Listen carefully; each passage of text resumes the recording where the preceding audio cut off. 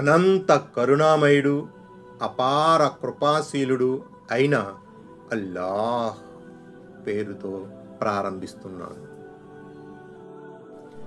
నా ఈ చిన్న ప్రయత్నంలో పొరపాట్లు జరిగితే అల్లాహ్ను క్షమించమని వేడుకుంటున్నాను.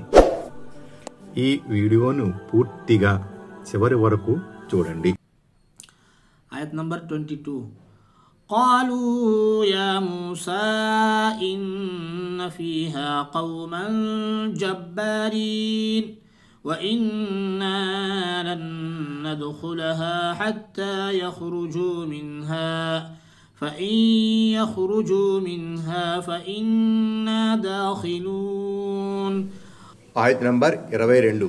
దానికి వారు ఇలా బదులిచ్చారు, మూసా అలైహిస్సలాం అక్కడ మహాబలవంతులు ఉన్నారు, వారక్కడి నుంచి వెళ్ళిపోనంత వరకు మేము అందులో ప్రవేశించేది లేదు. ఒకవేళ వారు వెళ్ళిపోతే మాత్రం మేము తప్పకుండా అందులోకి ప్రవేశిస్తాం. 56. అమాలిక్ జాతి శౌర్య పరాక్రమాలకు ఇస్రాయల్ సంతతి వారు జడుచుకున్నారు. ఈ కారణంగా తొలి దశలోనే వారు చేతులెత్తేశారు. ఆ సమయంలో వారు దైవ ప్రవక్త మూసా అలైహిస్సలాం మాటను లక్ష్య పెట్టకపోవడమే గాక దేవుని వాగ్దానంపై కూడా వారికి నమ్మకం లేకుండా పోయింది. ఆయత్ నంబర్ 23. قال رجلان من الذين يخافون أنعم الله عليهم ادخلوا عليهم الباب فإذا دخلتموه فإنكم غالبون وعلى الله فليتوكلوا وعلى الله فتوكلوا إن كنتم مؤمنين. ఆయత్ నంబర్ 23. అప్పుడు అల్లాహకు భయపడే వారిలో ఆయన అనుగ్రహం పొందిన ఇద్దరు ఇలా అన్నారు, మీరు వారిని ఎదుర్కోవడానికి కనీసం ద్వారం లోపలికైనా ప్రవేశించండి. మీరు లోపలికి ప్రవేశిస్తే చాలు, మీరే ఆధిక్యత పొందుతారు. మీరు విశ్వాసులే అయితే అల్లాహనే నమ్మండి. 57. మూసా అలైహిస్సలాం జాతి ప్రజలలో ఆ ఇద్దరు మాత్రమే నిజభావంలో విశ్వసనీయులుగా నిజాయితీపరులుగా నిరూపించుకున్నారు. వారికి దైవ సహాయం పట్ల సంపూర్ణ విశ్వాసం ఉంది. కాస్తంత ధైర్యంతో అడుగు ముందుకు వేయండి, ఆ తరువాత దైవ సహాయం ఎలా లభిస్తుందో మీరే చూద్దురు గాని అంటూ వారు తమ తోటి వారికి నచ్చజెప్పడానికి సాయశక్తులా ప్రయత్నించారు. ఆయత్ నంబర్ 24. قالوا يا موسى إنا لن ندخلها أبدا ما داموا فيها فاذهب أنت وربك فقاتلا إنا هاهنا قاعدون.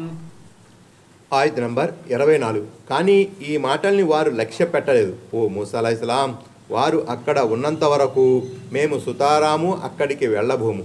నువ్వు నీ ప్రభువు పోయి ఉభయులు వారితో పోరాడండి, మేమిక్కడే కూర్చుని ఉంటాం అని వారు చెప్పారు. 58. కానీ ఎంత నచ్చజెప్పినా ఇశ్రాయేలు సంతతి వారికి కనువిప్పు కాలేదు. వారు కీలక సమయంలో పిరికిబందలుగా ప్రవర్తించారు, అమర్యాదను మొండితనాన్ని ప్రదర్శించారు. నువ్వు నీ ప్రభు ఇద్దరూ కలిసి పోరాడండి అంటూ తమ నిర్లక్ష్య ధోరణి సోమరితనాన్ని వ్యక్తం చేశారు. దీనికి భిన్నంగా బద్ర్ యుద్ధాన్నే తీసుకోండి.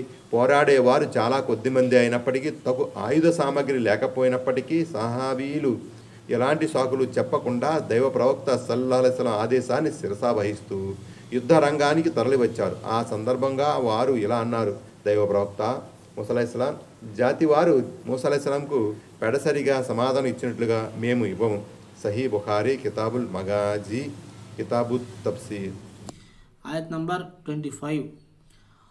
قال رب إني لا أملك إلا نفسي وأخي فافرق بيننا وبين القوم الفاسقين. ఆయత్ నంబర్ 25. అప్పుడు మూసా అలైహిస్సలాం ఇలా విన్నవించుకున్నాడు, ప్రభు, నాకు నా స్వయం పైన నా సోదరుని పైన మాత్రమే అధికారం ఉంది. కాబట్టి నువ్వు మమ్మల్ని ఈ అవిధేయులను వేరు చెయ్యి. 59. దైవ ప్రవక్త మూసా అలైహిస్సలాం గారి ఈ వినతిలో తన జాతి వారి విషయంలో ఒకంత నిస్సహాయ స్థితి, ఒకంత తెగ త్రింపుల ఆలోచన రెండూ త్రొణికిసలాడుతున్నాయి. ఆయత్ నంబర్ 26.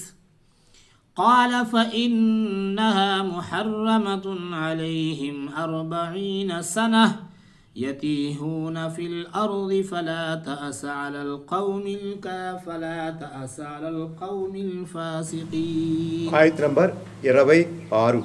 అప్పుడు అల్లాహ్ ఇలా అన్నాడు, ఇక ఈ భూమి వారి కోసం 40 సంవత్సరాల దాకా నిషేధించబడింది. వారు ఎక్కడ నిలువ నీడ లేకుండా నేలపై తచ్చాడుతూ తిరుగుతుంటారు.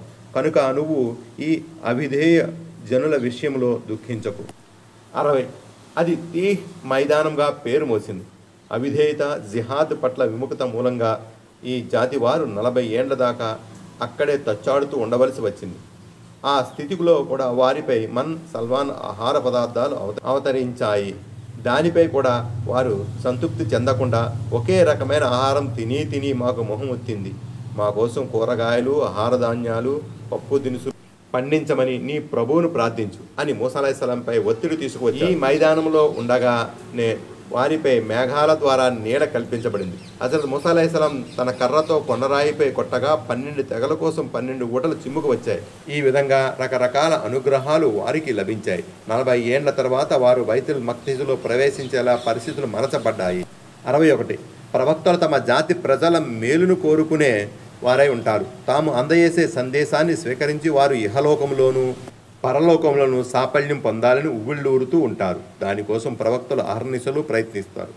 ఎంత బోధపరిచిన జాతి ప్రజలు సన్మార్గం వైపు రాకపోతే సహజంగానే వారు మనస్తాపానికి లోనవుతారు. అంతిమ దైవ ప్రవక్త ముహమ్మద్ సల్లల్లాహు అలైహి వసల్లం సైతం ఇలాంటి పరిస్థితికి లోనవుతూ ఉండేవారు. దివ్య ఖురాన్లో అనేక చోట్ల అల్లాహ్ ఈ విషయాన్ని ప్రస్తావించాడు. ఈ ఆయతు చివరిలో అల్లాహ్ తన ప్రవక్త అయిన మూసా అలైహిస్సలాంను వాదార్చారు. మూసా అలైహిస్సలాం, ప్రవక్త, ధర్మాన్ని నిర్వర్తించడం వరకే నీ పని. నువ్వు ఈ విద్యుత్ ధర్మాన్ని నిర్వర్తించావు. వారి జీవితాలను తీర్చిదిద్దుతూ వారిని విజయ ద్వారం వరకు తెచ్చి నిలబెట్టావు.